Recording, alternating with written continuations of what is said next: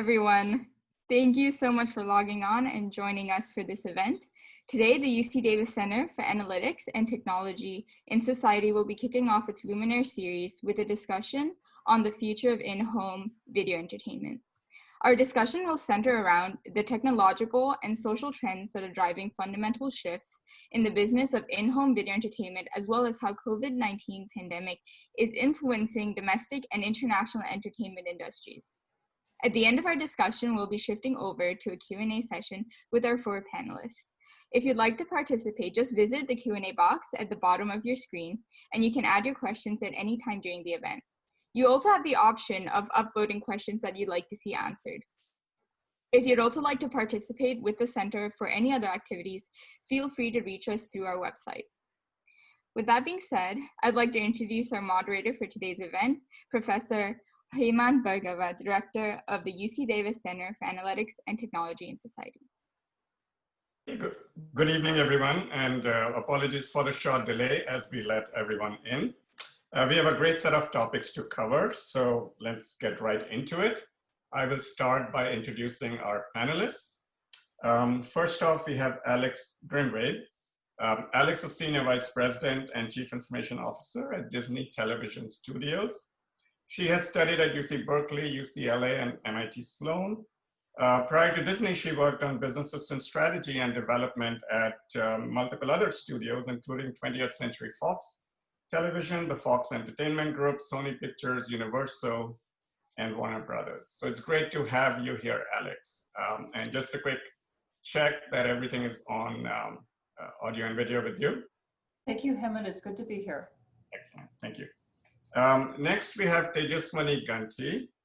Tejaswini is an associate professor in the Department of Anthropology at New York University. She has a PhD from the University of Pennsylvania, so that's something common for us. She's a cultural anthropologist who specializes in Bollywood and mass media more generally. She has written 2 books on these topics, and her recent work is at the crossover of Bollywood and Hollywood. So it's very exciting to have you, Tejaswini. Thanks for having me, Hemant. And then we have David Grant. David is a UC Davis School of Law alumnus. He's a digital media and video entrepreneur who's had a long experience in this industry.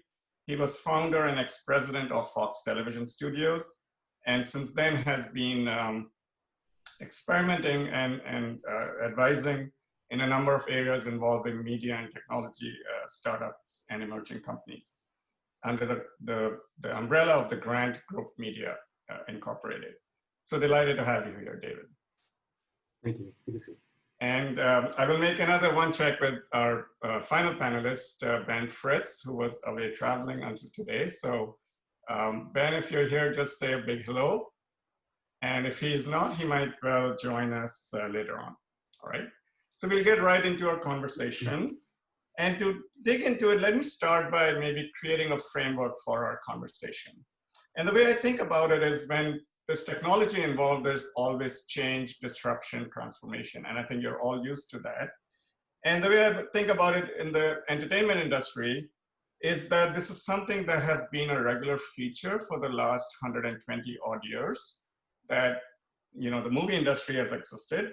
And maybe around the last 60 years since broadcast TV made television shows possible as a genre.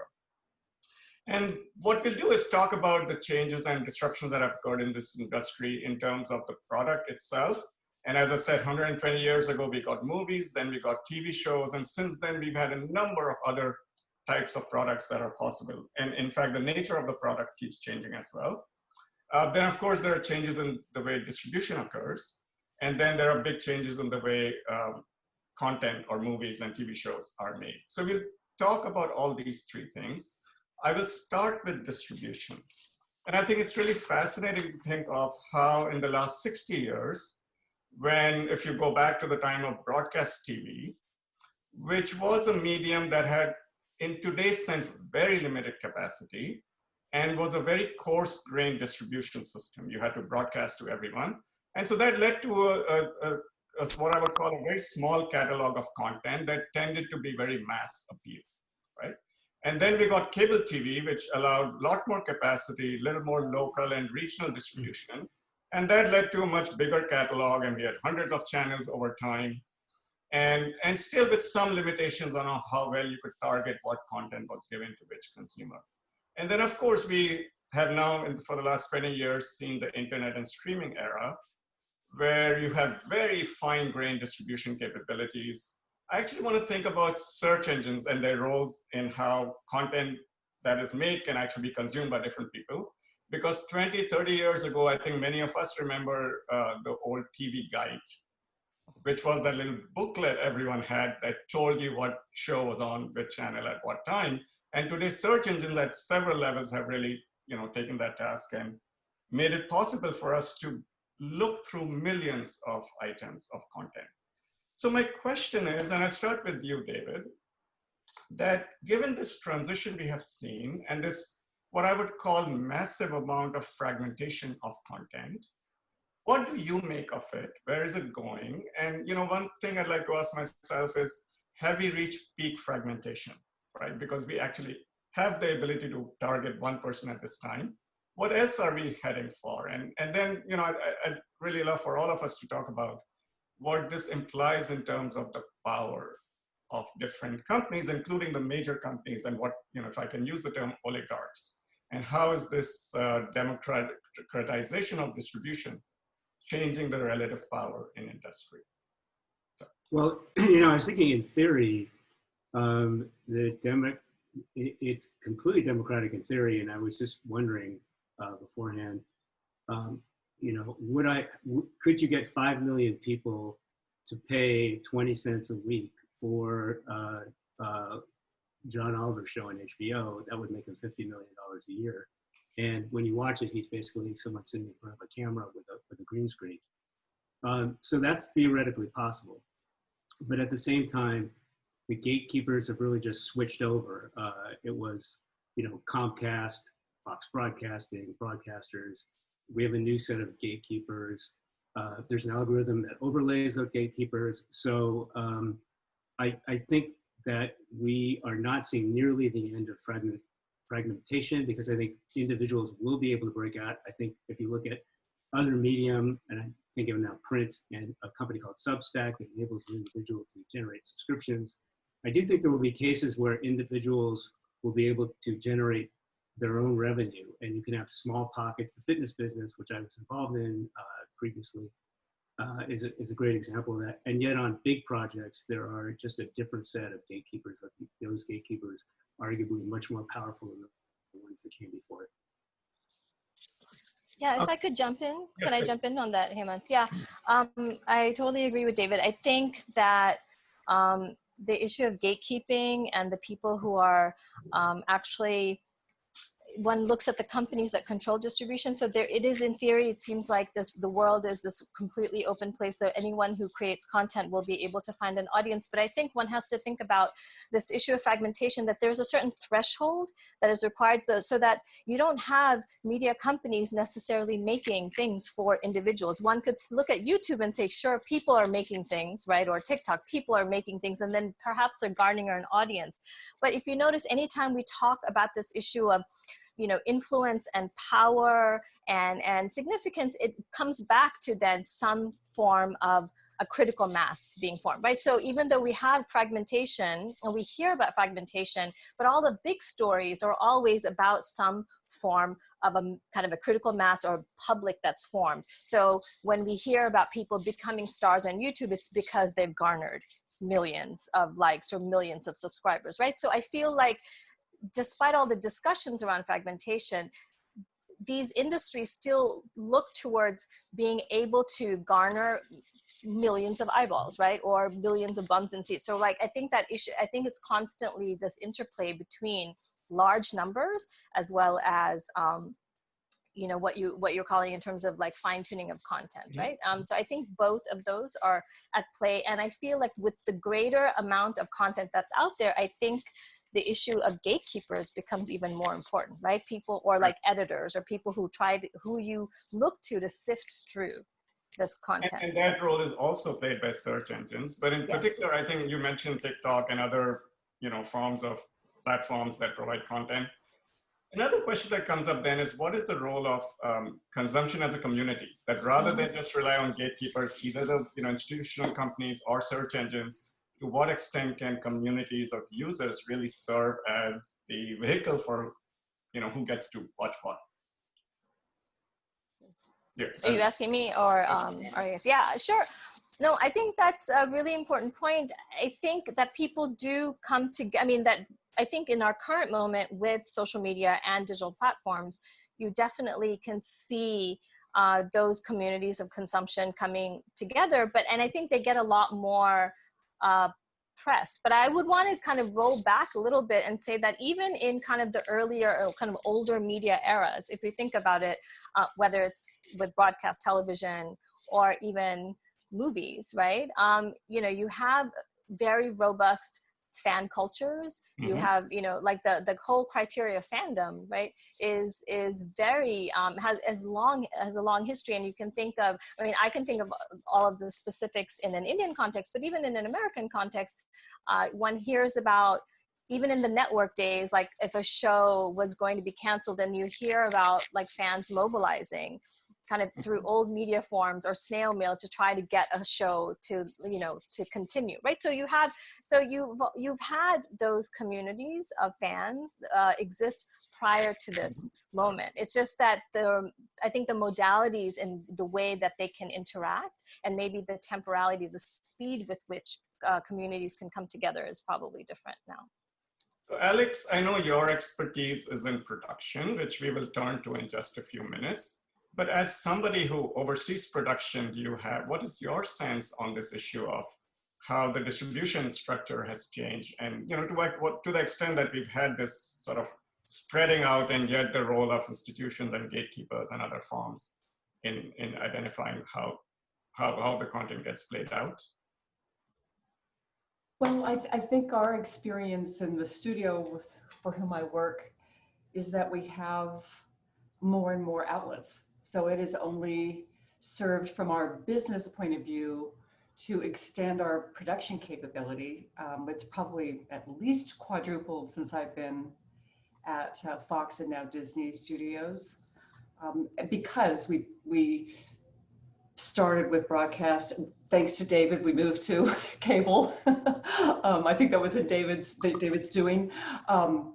And now, of course, streaming platforms, across the board.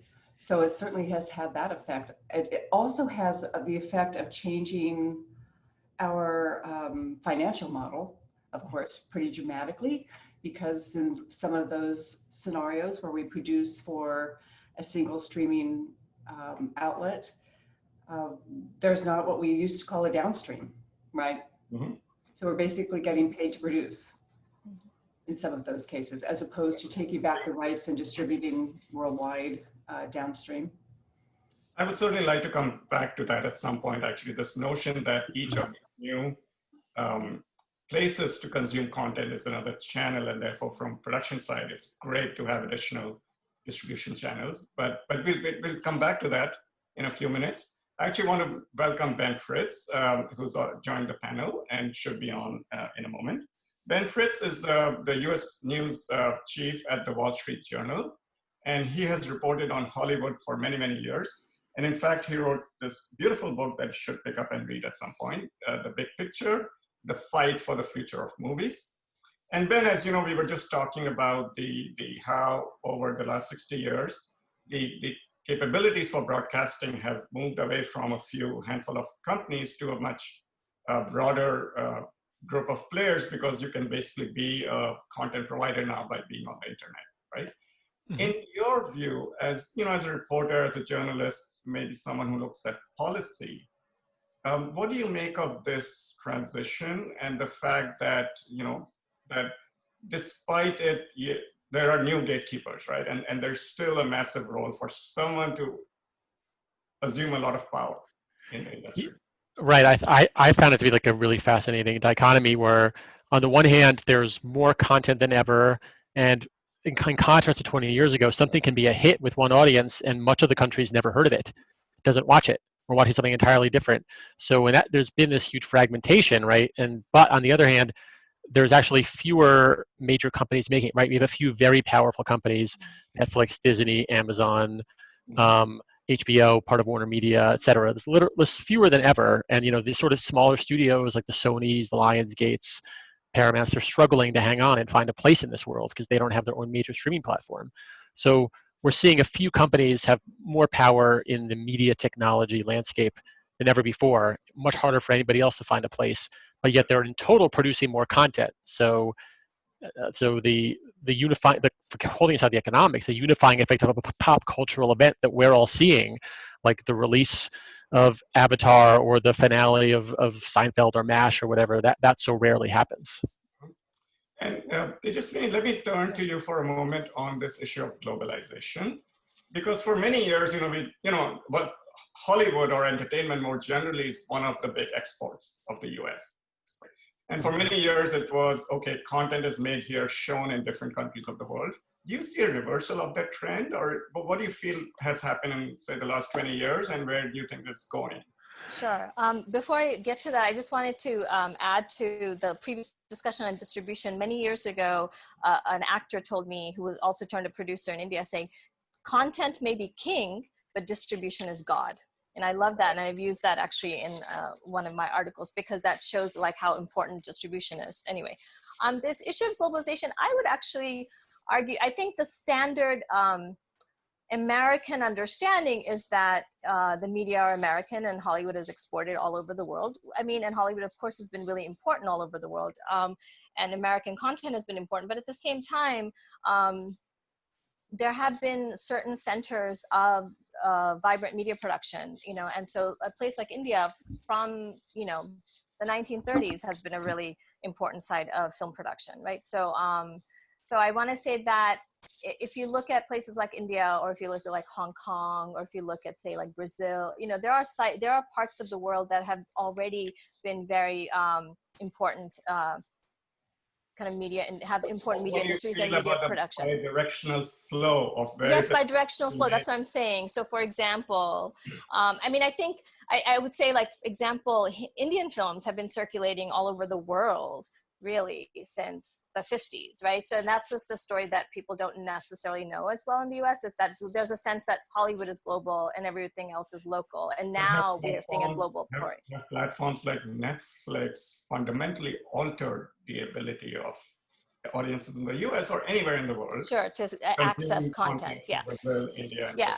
So no, I definitely think something has changed in the last 20 years. I just wanted to preface that saying that, it's not just in the last 20 years, but you definitely see flows of, for example, like, so the Turkish dizi or the Turkish melodramas, those are really popular all over the world. The Brazilian telenovelas are, so you have, or South Korea is such a big exporter of, content. So I'm saying is that you definitely, I think in the last more than 2 decades, I would say like maybe the last 3-4 decades, you've definitely seeing a lot more, kind of multi-directional flows of media content.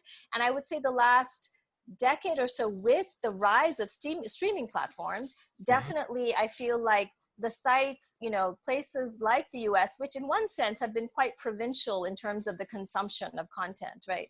The US is kind of finally catching up to the rest of the world in terms of being able to access content that's global, right?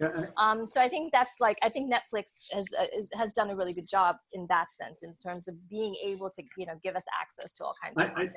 I think there's been some big moments. I mean, I look at it like the music streaming world, in which you can access any genre of music anywhere, anytime, and you find yourself like listening in it, and at least a fragmentation for sure, but at least in, like, you train yourself to like different genres. So for example, Money Heist on Netflix, fascinating, top 10 constantly, was in the top 10 for months and months and months. That's a Spanish show. Exactly. They added to the budget in the second year, but I think what that's doing is it's training US audiences to either, I don't know the percentage of dub versus subtitle. I personally love Spanish language to hear it, so I'm a subtitle person. But I think audiences, once trained, the same as in music, to get into the rhythm of international programming and the quality of production coming up to US levels. And then when they added money to the budget, actually, it was a really fascinating combination of a telenovela and an action film all in one. And I think that's, I don't think that's turning back. There's too much talent in the world.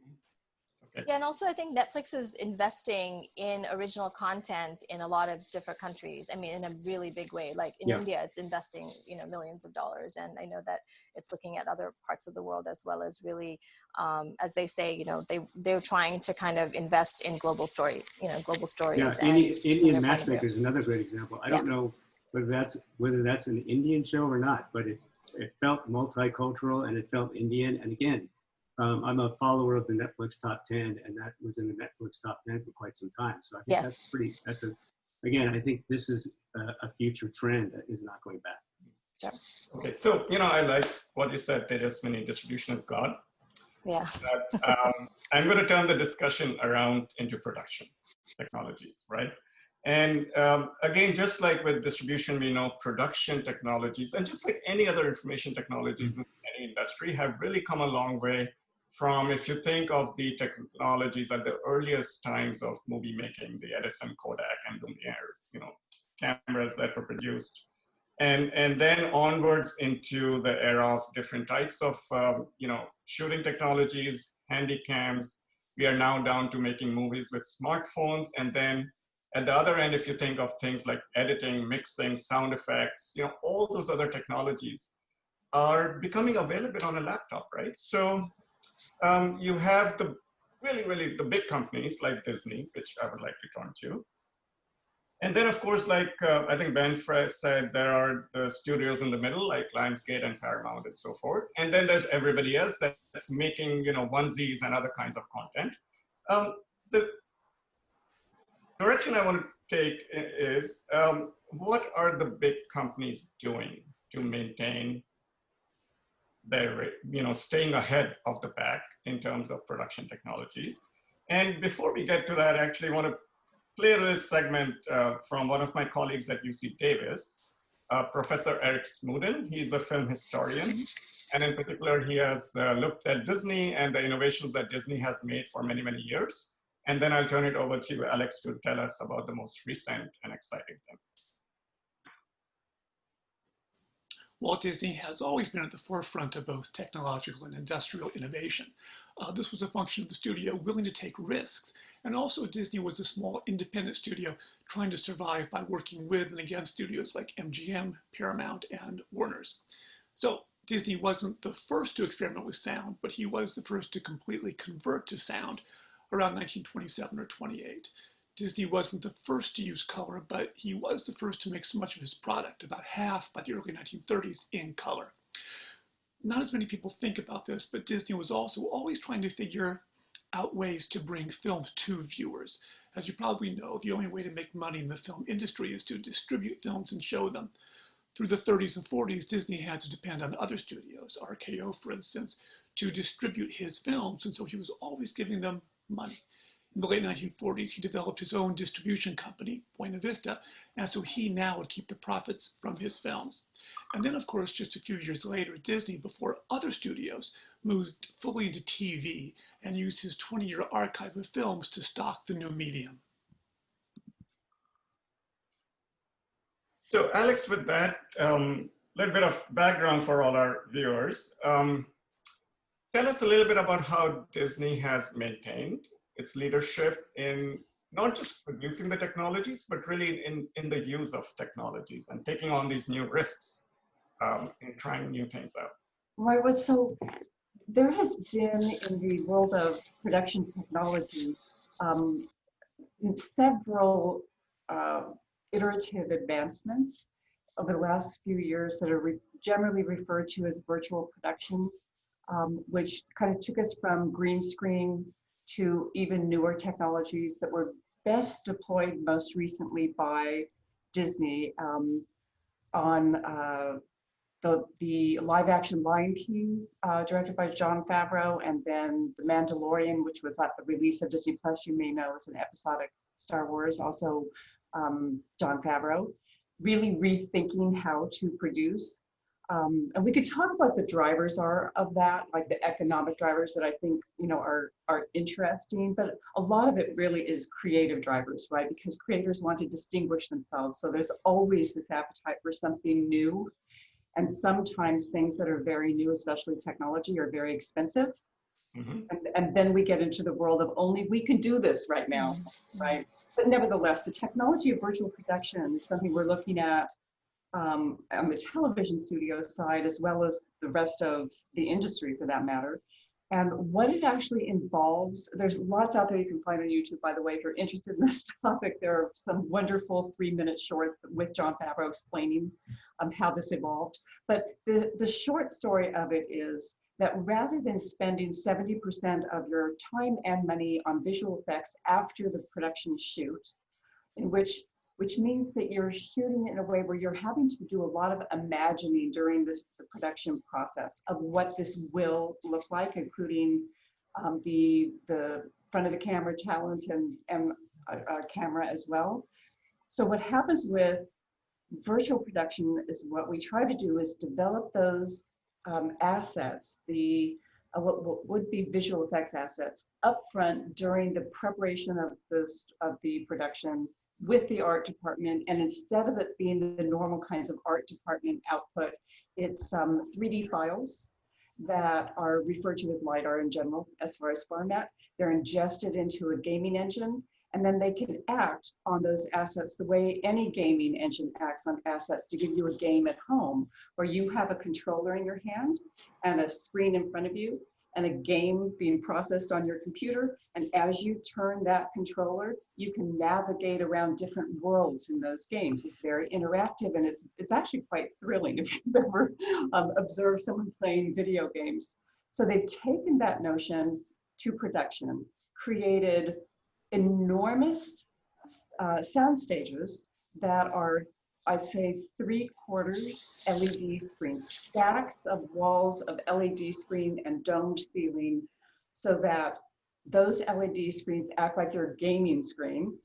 There's a gaming engine attached to it. There's a tracker on your camera. So I'm the cameraman.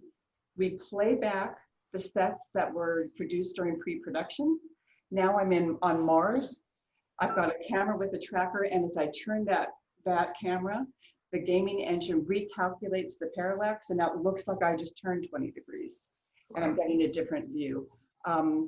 So this way, the artist is seeing what's being produced as it's being produced, and the talent is standing in front of those sets that have also a practical set attached to the LED, so it extends out into the practical set. And they feel like they're immersed in the experience while they're acting. And it allows us to think, now we're thinking in the lower budget world of episodic, how can we apply this and make much more expansive and interesting stories, more creative stories that may have been cost prohibitive in the normal world of the traditional world of television production. So it's a really exciting moment in production, and I feel like it is also this moment of opportunity, of convergence of gaming and entertainment experience, and that distribution becomes actually a delivery, I think, of an interactive experience someday, not today, but it's around the corner. In my mind anyway. So that's the kind of thing that we're looking at now and in the future. That is really exciting. And the gaming engine is really exciting. And you also talk about gaming, which I think we probably have to have a sequel to this event, where we actually talk about gaming as the product.